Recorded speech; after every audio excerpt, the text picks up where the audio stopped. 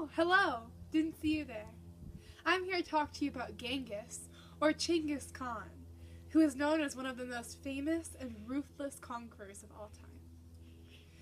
Khan was known for not letting anything get in the way of what he wanted and would do anything to increase his power and the power of the Mongol Empire. Genghis showed considerable powers of leadership as well as ruthlessness at a young age, which later served him well as a leader. Due to the harsh conditions endured as a child, Khan was made into a man of iron. Khan was born somewhere between 1155 and 1167 in the Khentai Mountains and was named Temujin after a Tatar his father had recently killed, and was later called Genghis or Genghis Khan. As well as having a strong understanding of the law and rules in general at a young age, Khan gained a reputation for himself during his youth. When Khan was younger, he murdered his own half-brother because he stole a fish and a small bird that Temujin had trapped. This showed that Khan thought no one, not even his own family, is above the law. After seeing Temujin's amount of extremity when it comes to following the law, the leader of his clan made Temujin the head of his family, Khan's first leadership position. His childhood laid much of the groundwork for his manhood, as his childhood was harsh and had cruel conditions, which shaped him into a tough, hard-edged man with tremendously strong survival abilities and savvy insights into life. Khan seemed to have an instinct for survival in the vast and unpredictable Mongolian mountains, which only went to help him later in life.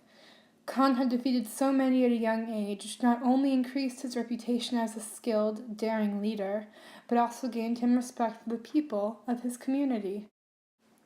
One of the most important parts of Genghis Khan's reign was the severity and incredibly strong enforcement of the law, which had a huge part in the success of his empire. Oh hi, didn't see you there. While Genghis Khan may have been known as a ruthless killer, he was in actuality an incredible ruler. The greatest example of his ruling ability was shown in his law code, the Great Yasa of Genghis Khan. His Great Yasa was a shining example of religious tolerance, appreciation of the arts, early women's rights, and fairness. Genghis Khan's laws helped to form the vast empire he created and illustrated his focus on fairness and equality. One of the greatest parts of his law code was about taxes. Taxes are a necessity for any large empire, but are often considered to be unfair. Genghis Khan created a fair tax system by exempting those who felt were worthy of being exempt. According to an Egyptian historian who wrote about Genghis Khan in his Great Yasa, he decided that no taxes or duties should be imposed upon the descendants of Ali Bek Abu Talib without exception, as well as fakirs, readers of the Al-Quran, lawyers, physicians, scholars, people who devote themselves to prayer and asceticism, muezzins, and those who wash the bodies of the dead. Genghis Khan targets very specific groups with his laws, religious leaders and scholars. It is also very important to note that Genghis Khan did not know which religions are exempt. This means that anyone who is devoted to their religion did not have to pay taxes. Religious leaders practiced without having to worry about money.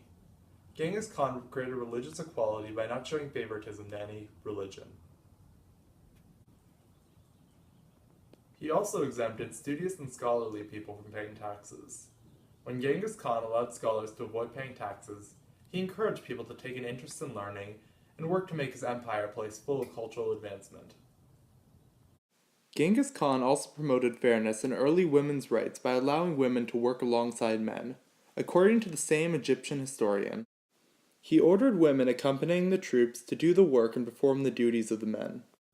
Having women working alongside men in the army promoted the idea that women were capable of as much as the men.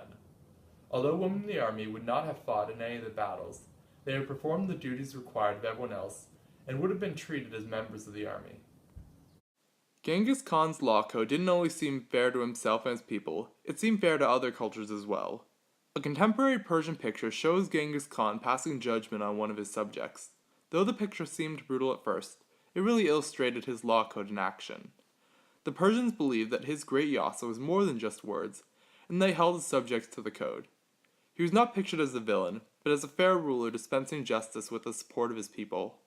The fact that this law code showed up in other cultures' paintings also showed how evident his law code really was in Mongol culture and daily life. It was clear to an outside observer that Genghis Khan was a ruler who held his subjects to a high and fair standard.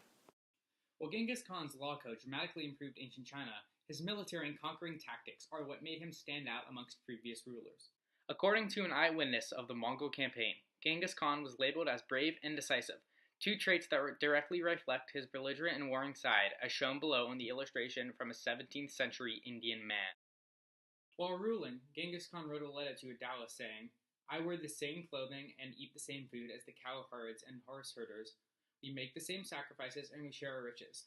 I look upon the nation as my newborn child, and I care for my soldiers as if they were my brothers." Similarly to Alexander of Macedon, this modesty and trust between him and his forces allowed for the soldiers to willingly fight for him, unlike previous rulers who had forced peasants to join their military. To conquer such great amount of land, Genghis Khan had to become extremely ruthless.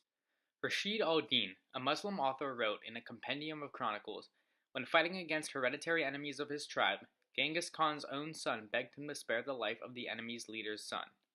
Genghis replied, "How often have we fought them? They have caused us much vexation and sorrow.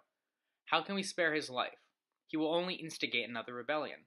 I have conquered these lands, armies, and tribes for you, my sons.